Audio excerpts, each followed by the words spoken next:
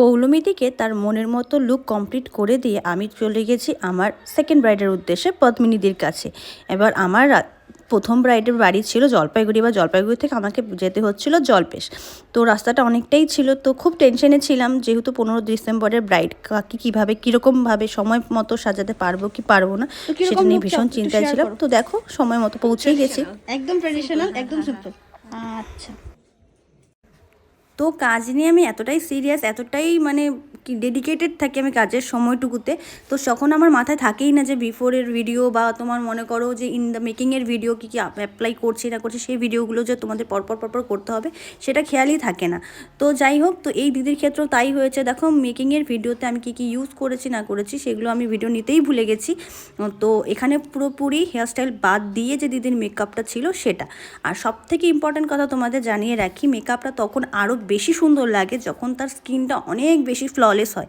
আগের থেকেই যদি স্কিন হেলদি থাকে সেই স্কিনে কিন্তু মেকআপ দেখতে আরও অনেক বেশি সুন্দর লাগে, সেটা যে কোনো মেকআপই হোক না কেন। তো আর এখানে আমাদের পদ্মিনীদির একদম চয়েস, একদমই বলতে পারো আমি যেমনটা পছন্দ করি তেমনটা, যেখানে দিদি না খুব হেভি কলকা চেয়েছে, না খুব হেভি টানা টানা চোখ চেয়েছে, না কিছু, মানে একদম সিম্পল সোবারের মধ্যে একটা লুক যেটাতে খুব ন্যাচারাল লাগবে দেখতে সেরকম। আর তার পাশে ট্র্যাডিশনাল একটা ছোঁয়া চেয়েছিল, তো আমি সেরকমভাবেই চেষ্টা করেছি পদ্মিনীদিকে সাজিয়ে তোলার। তোমরা অবশ্যই দেখে জানিও যে এই দিদির ট্র্যাডিশনাল একদম সফট সোবার লুকটা তোমাদের কেমন লাগছে।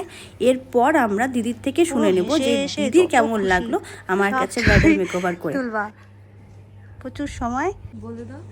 কিছু বলতে হবে না, তোমার কেমন লাগছে তুমি সেটা বলো। একদম মনের মতো হয়েছে কিনা। হ্যাঁ, হয়ে গেছে শুরু। আমার তো খুবই ভালো লাগছে, যেমন চেয়েছিলাম তেমনই, একদম সিম্পল লুক, খুব ভালো করেছো। Thank you so much. খুব সুন্দর। আবার দেখা হবে না রিসেপশনে? অনেক কম সময়ের মধ্যে খুব সুন্দর। Happy happy, very happy. Thank you.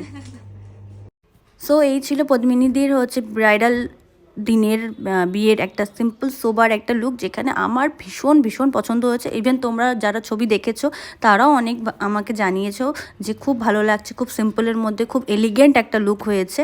তো এই সব ব্যাপারগুলো নিয়ে আমি আগে থেকে ব্রাইডদের সাথে ডিসকাস করে থাকি যে কীরকম লুক তোমার পছন্দ, বা সেদিন যদি আগে থেকে ডিসকাস না হয় তো বিয়ের দিন গিয়েই কথা বলি, তারপরে চেষ্টা করি তার মনের মতো করে সেই দিনটিকে তুলে ধরার। তো তোমরা অবশ্যই জানিও যে লুকটা তোমাদের কেমন লেগেছে। তো এখনকার জন্য টাটা, এরপরে আমার জন্য আরও দুজন ব্রাইড অপেক্ষা করছে। তো দেখো এর পরের ভিডিওতে আমি সেই ব্রাইডগুলোকে কিভাবে কমপ্লিট করেছি সেগুলো তোমাদের সাথে শেয়ার করব। আর দিদির তাকানো আর চোখ, উফ, দারুণ দারুণ। চলো তখন পরের ভিডিওর জন্য অপেক্ষা করো।